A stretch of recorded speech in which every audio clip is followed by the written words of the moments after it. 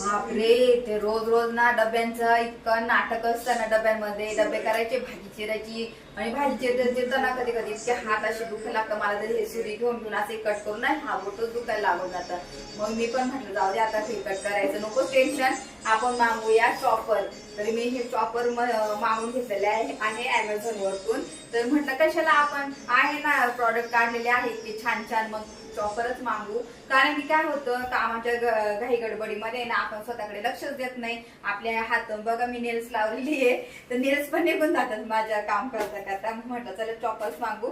तर हे चॉपर मी आताच आलेलं आहे अमेझॉन वरतून. तर हे मी तुम्हाला दाखवते कसं आहे आणि आपण त्याचं ना रिव्ह्यू दाखवते कसं घेतलं.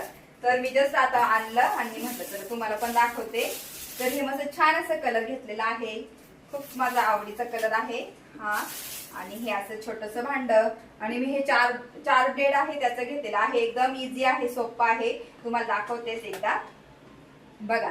हे भांड असं आहे आणि हे बघा, हे लगेच काढू शकतो, लगेच आपण लावू शकतो आणि त्याला एकदम फिट करायची गरज पण नाही. हे असं आणि बस आपल्याला हे करायचं, भाज्यामध्ये टाकल्या की बस करायचं आहे असं शॉपिंग.